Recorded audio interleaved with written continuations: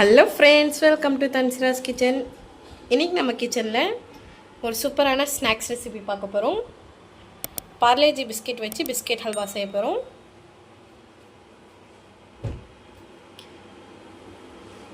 தேவையான பொருட்கள் 3 பேக்கெட் அளவுக்கு பார்லேஜி பிஸ்கெட் எடுத்திருக்கேன், 2 முட்டை, 1 cup sugar, oil 1/2 cup, ghee எடுத்திருக்கேன். தேவையான அளவு எடுத்துக்கலாம். 1/2 லிட்டர் பால் எடுத்திருக்கேன். இதை ஆட் பண்ணும்போது அளவு சொல்கிறேன்.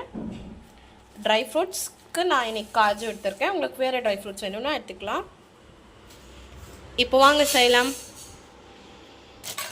இப்போ ஒரு மிக்ஸி ஜாரில் பிஸ்கெட்ஸ் எல்லாம் ஆட் பண்ணி ஃபைன் பவுடராக அரைச்சி எடுத்துக்கலாம். இப்போ பாருங்கள், நல்லா ஃபைன் பவுடராக அரைச்சியாச்சு. இப்போ இதில் 2 முட்டை ஆட் பண்ண போகிறேன்.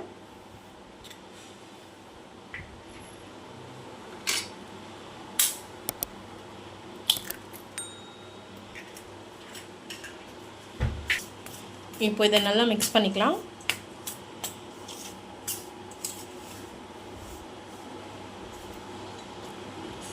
இப்போ இதில் 1 கப் அளவுக்கு சர்க்கரை ஆட் பண்ணிக்கிறேன். இப்போ இதில் 1 டம்ளர் அளவுக்கு பால் ஆட் பண்ணிக்கிறேன்.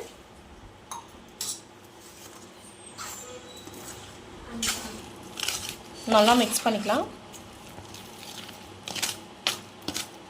லம்ப்ஸ் எதுவும் இல்லாமல் மிக்ஸ் பண்ணிக்கோங்க. 1 டம்ளர் அளவுக்கு எடுத்த முன்னாடியே பால் இப்போது 10 வராததுனால திருப்பம் ஆட் பண்ணிக்கிறேன். ஒரு 1/2 டம்ளர் அளவுக்கு ஆட் பண்ணிக்கிறேன். நல்லா மிக்ஸ் பண்ணி எடுத்துக்கோங்க, இந்த கன்சிஸ்டன்சி வர வரைக்கும்.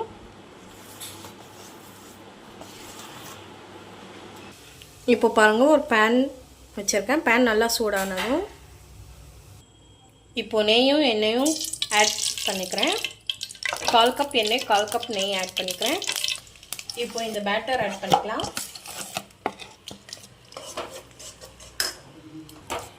கைவிடாமல் நல்லா மிக்ஸ் பண்ணிகிட்டே இருங்க.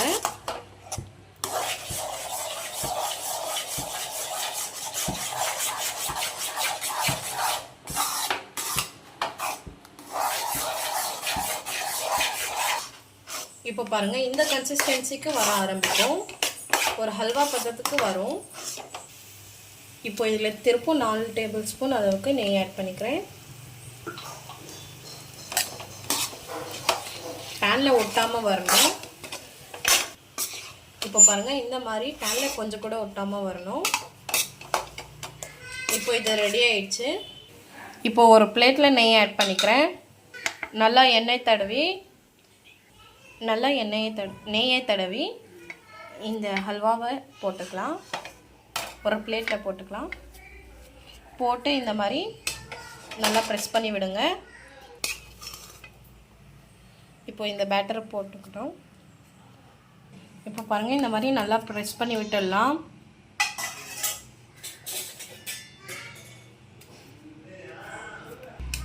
இப்போ பாருங்கள், இந்த மாதிரி நல்லா ப்ரெஸ் பண்ணியாச்சு. இது கொஞ்சம் கூல் ஆனதும் பீசஸ் கட் பண்ணிக்கலாம்.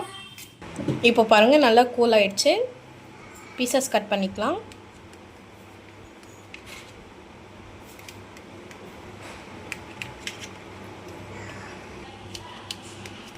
கட் பண்ணும்போது கத்தியில் ஒட்டாமல் வந்தால் கன்சிஸ்டன்சி கரெக்டாக இருக்குன்னு அர்த்தம்.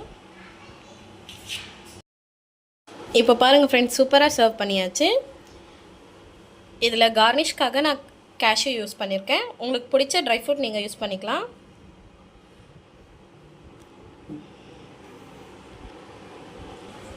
எங்கள் வீட்டு குட்டி சாப்பிட்றதுக்கு ரெடியாக இருக்காங்க. நீங்களும் உங்கள் குட்டீஸ்க்கு செஞ்சு தாங்க. நெக்ஸ்ட் ரெசிபி என்ன வேணும்னு கமெண்டில் பண்ணுங்கள். பிடிச்சிருந்தால் லைக் பண்ணுங்கள், ஷேர் பண்ணுங்கள், கமெண்ட் பண்ணுங்கள். மறக்காமல் சப்ஸ்கிரைபும் பண்ணிவிடுங்க. பாய். Bye.